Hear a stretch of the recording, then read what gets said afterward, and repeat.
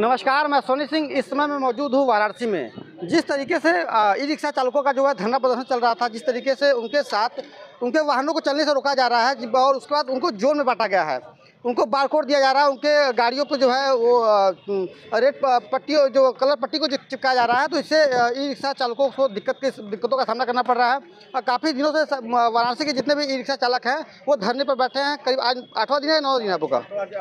आज 8वां दिन है। 8 दिन से लोग भूख हड़ताल पर बैठे थे, जगह जगह अपना धरना प्रदर्शन कर रहे थे। तो मेरे साथ आप कैमरे में देख रहे हो काफ़ी ई रिक्शा चालक हैं जो कि ई रिक्शा खड़े करके एक जगह धरना दे रहे हैं। तो मैं जो यहाँ के जो लीडर हैं, जो रिक्शा चालक के जो यूनियन के जो लीडर हैं, मैं उनसे बातचीत करूँगा कि इनका मामला कब से शुरू हुआ और ये क्या चाहते हैं, प्रशासन के साथ कैसी रवैया कर रही है, प्रशासन का व्यवहार इनके साथ है। तो अपना परिचय बता दीजिए, नाम बताइए, क्या नाम है? मेरा नाम प्रवीण काशी है। थोड़ा तेज बोलिएगा। मेरा नाम रिक्शा चालक यूनियन का मैं राष्ट्रीय अध्यक्ष हूँ। हम लोग यहाँ पे सत्याग्रह कर रहे हैं। किस ये सत्याग्रह कर रहा है? क्या? ई रिक्शा चालकों की रोजी रोटी को यातायात प्रशासन छीन रहा है। यातायात प्रशासन कह रही है कि आप लोगों की वजह से जो है सारे शहर में जो है जाम लग जा रहा है। प्रशासन तो और भी बहुत कुछ कहती है, पर वो हमसे तो पूछी नहीं ना कि हम लोगों का क्या करना है, कैसे करना है। जाम लगता है, गाड़ियों की संख्या आपको मालूम है कितनी है? यहाँ पे बनारस के अंदर जो गाड़ियाँ हैं, हमसे ज़्यादा तो ऑटो वाले हैं। हम तो 24,000 हैं, वो 28,000 हैं। तो जाम ज़्यादा कौन लगाएगा, आप बताइए? 28,000 वाले लगाएंगे कि 24,000 वाले लगाएंगे? मोटरसाइकिल जो है 11,80,000 है, 7,000 बस है, 80,000 से ज़्यादा कारें हैं। कौन ज़्यादा जाम लगाएगा? कम संख्या वाला लगाएगा कि ज़्यादा संख्या वाला लगाएगा? आप उनसे, अधिकारी से पूछिए कि लॉजिक क्या है, कौन से आधार पे आप कह रहे हैं। हमने कहा कि हमारे चालक को आप प्रशिक्षण दीजिए। आप समझ रहे, प्रशिक्षण की कमी है, प्रशिक्षण नहीं दे रहे, स्टैंड नहीं दे रहे, पार्किंग नहीं दे रहे, और भी बहुत सारी बातें हैं जो वो नहीं कर रहे, जो कर सकते हैं और उसमें कोई खर्च नहीं होना है, उन्हें पैसा लगना है, कुछ नहीं होना है। पर जो करना है वो नहीं कर रहे, और जो नहीं करना है, आप रोजगार देने की क्षमता नहीं रखते हैं। भारत सरकार के पसीने छूट रहे हैं इस देश में। आप जैसे लोग भी जो मास कम्युनिकेशन किए हुए हैं, उन्हें रोजगार नहीं मिल रहा है। लोग यूट्यूब चैनल खोल रहे हैं, आप मालूम है ना भैया, क्योंकि रोजगार है नहीं पढ़े लिखे लोगों के पास। स्थिति ये है कि जो लोग छोटा सा 20-30 हज़ार रुपये का डाउन पेमेंट दे करके छोटा सा रोजगार शुरू किए हुए हैं, उनका रोजगार आप क्यों छीन रहे हैं? अच्छा, जितने भी ई रिक्शा होंगे कहीं ना कहीं सब लोन पे ही होंगे, सब EMI पे चल रहे होंगे। 90% लोग लोन पे लिए हुए हैं अपनी गाड़ी।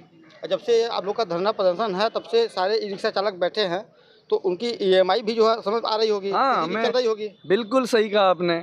हमारे पास अभी हम लोग आए हैं रैली करके, 10 चालकों ने बताया भैया मेरी किस्त जो है, बैंक वाला बोल रहा है एक बार क्या करें। मैं बोला बैंक वाले को बोल देना यूनियन के पास आ जाए, बता देंगे कि रूट बंद कर दिया कमिश्नर ने। एक बार हम लोग कमिश्नर के पास लेके जाएंगे, ठीक है ना? जब कमाएंगे तो देंगे। ये मोदी जी को बताना पड़ेगा। ये ई रिक्शा उन्होंने दिया है ना हम लोगों को। इसीलिए आज हम मोदी जी के चौखट पे गए थे कि वो हमारे सांसद हैं, हमारे प्रधानमंत्री हैं, हमारे लोकप्रिय नेता हैं। तो हम लोग उन्हीं से ये कहना चाह रहे थे कि भैया आप समझिए कि जो ई रिक्शा आपने दिया है वो एक यातायात अधिकारी के मनमानेपन की वजह से 25,000 परिवार जो है परेशानी में जाने वाला है। 25,000 लोग का परिवार भुखमरी का शिकार हो जाएगा। 25,000 परिवारों का बहुत बुरा हाल हो जाएगा। लोग आत्महत्या करने पे विवश होंगे। ये बात जो हम कह रहे थे, साथ ही हम एक बात ये कह रहे हैं, ये जो कमिश्नर साहब नियम बना रहे हैं, पीछे भी कहा हमने कि 2 महीना आप टोटो चला लीजिए। हमारा जो रूट बना रहे हैं ना, जो यातायात अधिकारी साहब, एक बार आप उनसे सवाल करिएगा। वो कह रहे हैं चालक कि 2 महीना इस रूट पे आप चला लीजिए और अपना परिवार चला के आप दिखा दीजिए। समझ में आ जाएगा कि अगर आपका मॉडल अच्छा होगा तो आप भी कमा लेंगे। भाई मॉडल तो वो होना चाहिए ना कि जिसको मैं कहूँ कि हाँ मैं खुद का कमा के दिखाता हूँ अभी तुम्हें। आप पूछिए DM साहब से, पूछिए वहाँ के कमिश्नर साहब से कि क्या आपका मॉडल ऐसा है कि आप 2 महीना चला के अपना परिवार चला सकते हैं, EMI दे सकते हैं। जब भारतीय जनता पार्टी की जब सरकार बनी थी तो उन्होंने कहा था कि जो हमारे देश में जो प्रदूषण हो रहा है, तो प्रदूषण को रोकने के लिए उन्होंने ई रिक्शा लाया कि बैटरी से जो है जो गाड़ियाँ चलेंगी, प्रदूषण कम होगा, लोगों को रोजगार भी मिलेगा। काफ़ी लोग खुश होकर ई रिक्शा निकालना शुरू कर दिए, ई रिक्शा चला रहा है। लेकिन ई रिक्शा चालकों पर ही प्रतिबंध क्यों लगाया जा रहा है? अगर इतना दिक्कत हो रहा है तो ई रिक्शा कंपनी पर क्यों नहीं प्रतिबंध लगाया जा रहा है? अगर गाड़ियाँ ही नहीं निकलेंगी तो लोग लेंगे ही नहीं, जब लोग लेंगे नहीं तो लोग चलाएंगे नहीं। और इससे 25,000, जैसे बता रहा, 25,000 परिवार जो है भूखमरी का शिकार बन गया है। उस 25,000 परिवार के घर जाके देखिए कि उसके घर में रोटी कैसे चल रही है। उस 25,000 परिवार के बच्चों से जाके पूछिए उनकी शिक्षा कैसे चलेगी। अगर जिस तरीके से सरकार कहती है हम गरीबी हटा रहे हैं, लेकिन इस तरीके से गरीबों को परेशान करके कहीं ना कहीं गरीबों को हटाने का प्रयास करिए सरकार। तो और भी लोग हैं, मैं इनसे भी बातचीत करूँगा। तो अभी प्रशासन क्या कह रही है आप लोग के साथ, मतलब क्या मतलब ये आज जो है हमारी पीएमओ में जो हम लोग गए तो सौरभ श्रीवास्तव जी जो माननीय विधायक जी हैं वो उनको जो है पीएमओ ने हमारे पास भेजा, क्योंकि जन सुनवाई के लिए वो अधिकृत है पीएमओ में, तो उनको भेजा। उनसे जो बातचीत हुई तो उन्होंने कहा कि शाम तक नहीं तो सुबह तक जो है प्रशासन के साथ हम लोगों की एक बैठक करवाएंगे जिसमें कि हमसे हमारा मॉडल पूछा जाएगा। तो हमने कहा कि ठीक है, फिर हम इंतज़ार करेंगे। अगर आपके पास, हमारे पास मॉडल है, ठीक है, हमारे पास मॉडल है, हम लोग देंगे, उसमें जाम की व्यवस्था भी कम हो जाएगी, जाम भी कम लगेगा और सुचारू रूप से चलेगा भी, पर उसमें रोजी रोटी नहीं मरेगी। आप समझ गए बात को। 28,000 जो हमारे यहाँ पे ये ऑटो चल रहे हैं उनकी परमिट 2010 में बंद हुई है। कितनी गाड़ियों को ये रोक रहे हैं। यहाँ पे बजाज के इलेक्ट्रॉनिक ई रिक्शा चल रहे हैं, अब जाके देख लीजिए महिंद्रा की गाड़ियाँ चल रही हैं, वो पूरे शहर में चल रही, जबकि वो भी ई रिक्शा है। मतलब जो ब्रांडेड कंपनियां हैं जो सरकार के साथ जुड़ी है उनकी गाड़ियों को चलाया जा रहा है। हाँ, तो अंदर की बात कुछ और है।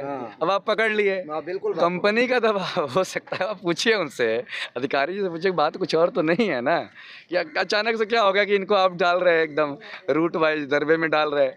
कमाई का जो सड़क है वो आप इनसे क्यों छीन रहे हैं।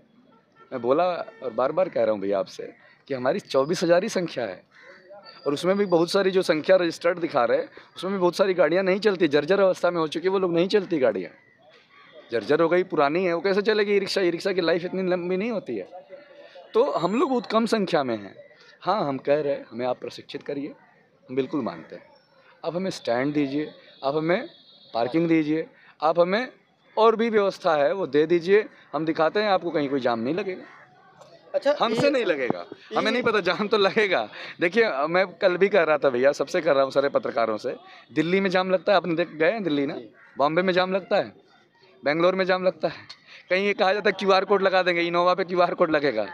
कभी आपने सुना भैया? ओला उबर को नहीं रोका जा रहा है कहीं भी कमाने से, रैपिडो को नहीं रोका जा रहा है।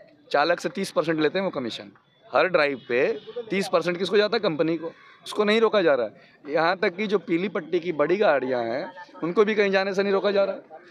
तो खाली गरीब की गाड़ी आपकी आंखों में गड़ रही है क्या? मामला कुछ और है, कंपनी का मामला है, कमाई का मामला है। हमारी कमाई जो है ना कोई और खाना चाहता है। अब एक बार उनसे ठीक से पूछिए, पता चलेगा। लेकिन मैं ये कह रहा हूँ कि हम लोग फिर भी एक आशावादी लोग हैं, हम इंतज़ार कर रहे हैं हमारे जो उन्होंने हमसे आश्वासन दिया है। हम चाहते हैं कि संवाद हो, डायलॉग हो और समाधान निकले। हम लोग भी व्यवधान नहीं चाहते, क्योंकि हम लोग जो है 6-7 दिनों से हमारे चालक गाड़ी नहीं चलाए हैं। घर में दूध है कि नहीं है पता नहीं, सब्जी मिलेगी कि नहीं मिलेगी आज, है ना। बहुत सारे चालकों की हमारी किस्त गई है कि नहीं गई है। ठीक, बहुत बुरा हाल है भैया। हम बताएं, हमारा चालक जो है आत्महत्या कर रहा है, ई रिक्शा चालक, क्योंकि वो कमा ही नहीं रहा है, पहले ही कमाई ख़त्म है।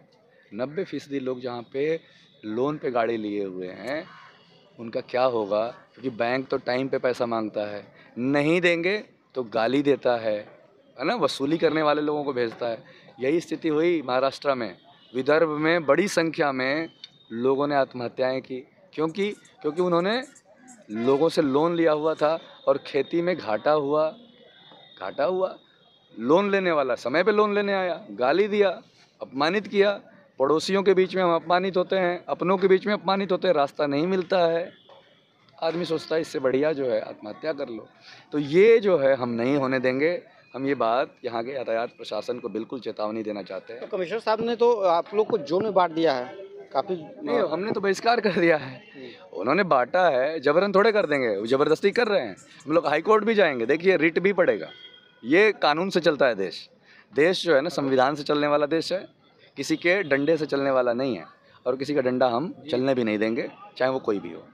अच्छा, ई रिक्शा चालक जितने भी हैं, प्रशासन की क्या रवैया रहती है जब आप लोग के साथ कुछ भी अगर होता तो? क्या होती है भैया जी, लाठी डंडा गाली गलौज क्या कहें। भगा देते हैं वहाँ से, भाग जाओ यहाँ से, हटाओ यहाँ से गाड़ी। जाइए, आदमी छीन छीन के मतलब व्यवहार होता है ऑटो वालों का। तो थाने पर 300 रुपए लगे गाड़ी चलवा रहे हैं और हम लोगों के लिए डंडा खुदा जाता है कि मैदानी चौक मैदानी खाली कर दो, और चौक थाने पर हर पुलिस वाला 300-400 लेके गाड़ी वहाँ चलवाता पैसा है। किस तरह से लेंगे? पैसा लेने का तरीका कैसे है? एक मिनट, पैसा लेने का तरीका ऐसे है, दुकान वाले के एक आदमी रखेगा, दूसरा आदमी उठाएगा, तीसरा आदमी देगा, चौथा आदमी के पास पैसा वहाँ रख दो, ऐसे पैसा है। डायरेक्ट पैसा नहीं, उसके लिए भी जो है लगे हम लोग। पैसा ही निलंबित हुआ है। इसी तरह पैसे में केमिकल लगा था, पानी में उसने हाथ डाला, केमिकल पानी में छूट गया, इसलिए उसने निलंबित हुआ। तो जिस तरीके का इनका कहना है कि जब ई रिक्शा चालक जब फील्ड में रहते हैं, लोगों की सेवा जब करते हैं, क्योंकि जब ई रिक्शा चालक अगर जब एक ड्राइवर जो होता है उसके सर पे एक जिम्मेदारी होती है, वो परिवार की हो चाहे अपने सवारी की हो। अगर सवारी लेके जा रहा है तो उसको भी चिंता होती है कि सवारी को हमारे कुछ हो ना, वो सही सलामत जो है बैठा रहा सही सलामत उसको उतार दे। लेकिन उन ड्राइवरों के साथ ही जो है हमारे इस वाराणसी की पुलिस जो है सही व्यवहार नहीं कर रही है। सबसे बड़ी समस्या तो ये है, जटिल है, कि चौक थाने हो या पीडीआर हो या वहाँ हो जगमबाड़ी हो, ठीक है, या गोदोलिया हो या आपका मैदागिन हो या आपका ये हो क्या नाम है नई सड़क के आगे बेनियाबाग, चलती गाड़ी को 1 मिनट के चालान किया 5 बजे 6 बजे राइट नहीं है भोर में सुबह स्लेटर तोड़ने का, रात को 10 बजे 11 बजे तोड़ने का राइट नहीं है। एक चीज़, दूसरी चीज़ कि सुबह 9 बजे वो लगती है, नो एंट्री लगती है, रात को 9 बजे खत्म हो जानी चाहिए, तो कभी खत्म होती है 11 बजे और नो एंट्री कभी लगती है 5 बजे। ये सबसे बड़ी गलत चीज़ है। आपका कहने के हिसाब से प्रशासन पैसा लेके जो है नीति चला रही है।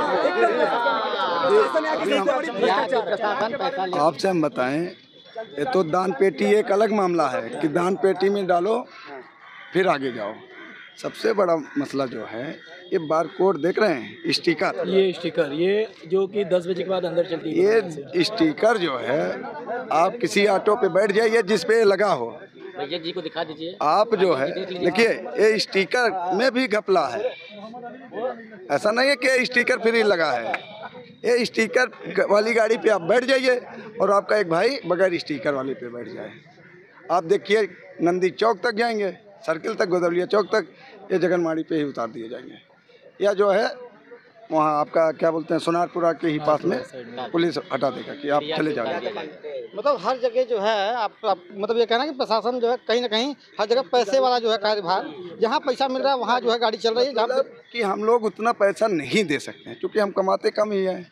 सुबह से निकलते हैं 5 बजे भोर में, 4 बजे भोर में, बारिश में, भैया हमें किस्त देना है, घर का खर्चा एक बार चलाना है। गोदौलिया चौक से पीडीआर मॉल जिसको हम लोग बोलते हैं, वहाँ से आप कैंट की जो भाड़ा है वो शेयरिंग है 20 रुपये पर सवारी और रिजर्व का है 100 रुपये, जो कि 9 बजे के बाद हमको कहा जाता है कि पीडीआर मॉल के आगे गाड़ी नहीं जाएगी, नो एंट्री एरिया है।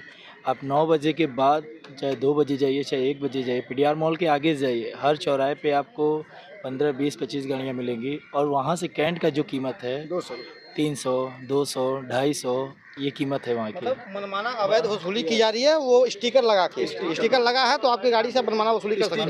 वहाँ के जो ठेकेदार हैं छोटे छोटे, वो अपने प्रशासन से मिले हुए हैं, प्रशासन के मिली भगत से अब गाड़ी को अंदर कराते हैं। भाई वहाँ पहुँच रहा है जो है, उसकी बदौलत गाड़ी वहाँ पहुँच जा रही है।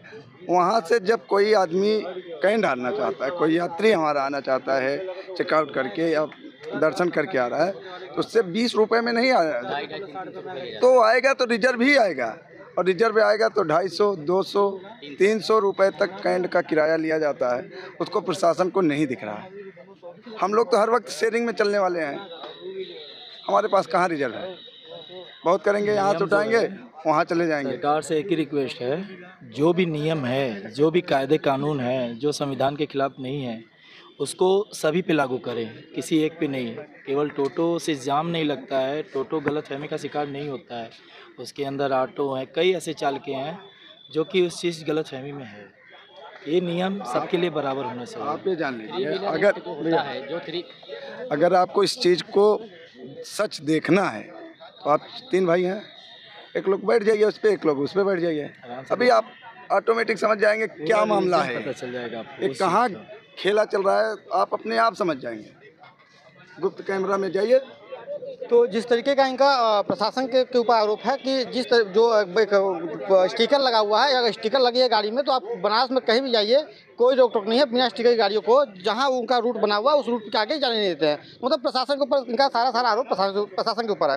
तो बाकी ई रिक्शा चालकों के बारे में कहाँ बताइए? ये भी कहना चाहेंगे सर कि जो भी नाबालिग गाड़ी चला रहे हैं, जो बच्चे गाड़ी ई रिक्शा चला रहे हैं, जैसा कि आप जानते हैं कि नाबालिग कोई भी है गाड़ी लेके चला जाता है, उसके पास ना फिटनेस, ना कागज़, ना लाइसेंस, किसी प्रकार की कोई कागज़ नहीं होती है। उस पर सरकार ख़ास तौर से ध्यान दे, उसके ऊपर कार्रवाई करे, उस गाड़ी को सीज करे। और दूसरी बात ये कि जिस मालिक के पास 50, 40, 100 गाड़ियाँ ई रिक्शा जो इस चीज़ को बिजनेस बना दी हैं, उन लोग इस चीज़ पे कार्रवाई करें और उस पर अपना ध्यान दें इस चीज़ के लिए। मतलब जो गाड़ियों के साथ जो व्यापार कर रहा है, जो जिसका जीविका है तो उसको जीने की इच्छा है, वो जी रहा है गाड़ी चला के, लेकिन जो व्यापार कर रहा है कम से कम प्रशासन उस पर भी ध्यान दे। बाकी ई रिक्शा चालकों के बारे में क्या करते हैं कमेंट करके जरूर बताइएगा। वीडियो अगर अच्छा लगा तो चैनल को सब्सक्राइब करना भूलें। मैं सोनी सिंह।